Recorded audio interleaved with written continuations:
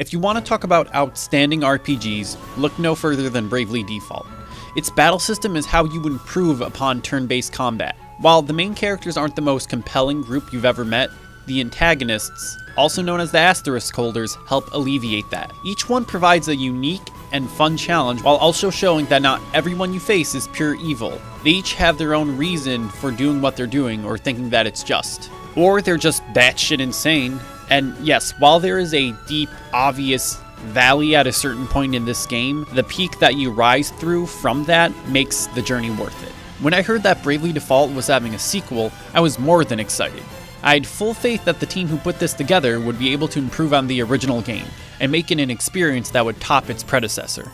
I was wrong. So, talking about Bravely Second. As a main character, you usually want something likable about them. Whether it's something you can relate to, sympathize with, or just think they look cool. You, the protagonist, has none of these. Who goes there? If you're out there, show yourself! Oh, there I go again, with my nerves on edge. Everything is giving me the jitters. You is not a fun character to add to your squad, especially as the main protagonist. It's weird how somebody like you is somehow the leader of the Holy Knights that protects Anyas, and he's the most incompetent man for this role. But like, the beginning of the game, he's too scared not to cross a big old bridge. Then he turns to the camera and asks you, the player, not to judge him. Is that funny? Does that help build his character in any way? No and no, especially to the latter, as his fear of heights is never really mentioned again. It's just there for cheap humor. When Yu's not reciting textbooks like the big nerd he is, he's constantly talking about his favorite food, gravy. If we fight together with all we've got, everything will be gravy. We'll awaken Tiz, then rescue Pope Anyas, and take out the Kaiser as our final coup. Everything will be gravy? Right. This time they'll get what's coming, and we'll make everything right. This will be our coup de gravy. The game needs you to know this man's love for gravy. Gravy is what he breathes. It's in his veins. The game pleads, no, demands you understand how much he loves gravy, because he constantly uses it to replace normal human words in a sentence to enhance its impact. As much as your school smarts can help out on occasion, it doesn't make up in any way how pathetic you can be at other times. Magnolia is not as bad as an offender as you, but her relevance to the overall story can be quite lacking at times. Magnolia's character boils down to 3 things. 1. Talking about how she wants to pounce on you like a wild animal deep in the savannah. 2. Saying every other line in French, then immediately saying it in English. That's not annoying at all. And 3. Crushing balls. Oh, I'm sorry, I meant to say ball. Her title is Ball Buster. She busts balls. Balls. She destroys balls. Ball bustin'. Bustin' makes her feel good. Ball, ball, ball. You get the joke yet? Is it funny yet? Because they say that throughout the entire game, so you better get used to it. What is a ball, you might ask? Well, it's a Madoka Magica-like enemy that came from the moon, or space, or wherever. That's where Magnolia comes from. The moon, I mean. Magnolia comes from the moon. But don't worry about that. Magnolia being from the moon isn't really important throughout most of the game.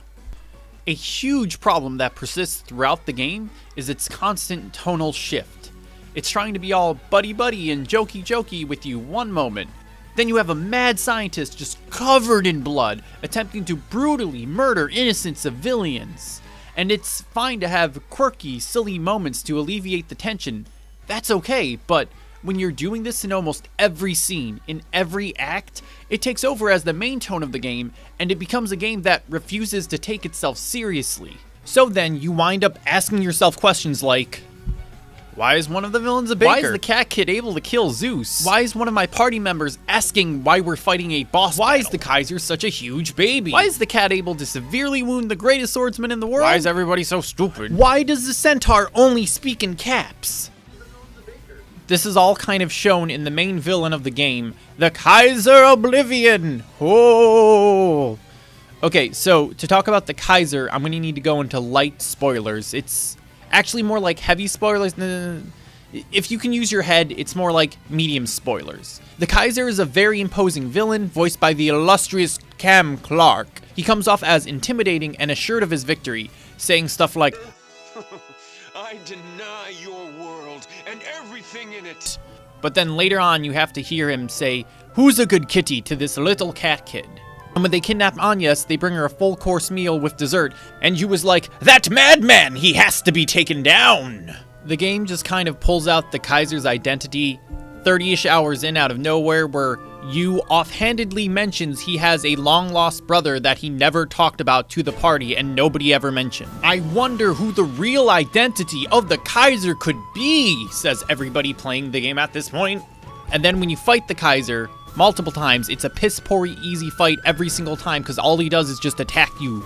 I'm not sure what they're trying to do with the Kaiser because he's trying to be funny and silly, but then he's very serious and convicted, but then he's a pushover, but then he's a huge baby. I don't know what you want me to do with him, game. I don't know how you want me to handle the antagonist of the fucking game. And then you fight him, and when you beat him up, you take a hot spring bath with him in your airship that is a giant bathtub. It's so hard to take this game seriously when it's juxtaposed with all these silly, wacky moments, and it really takes away from the overall enjoyment of the game. And that's why Bravely Default is better. You should go play that instead.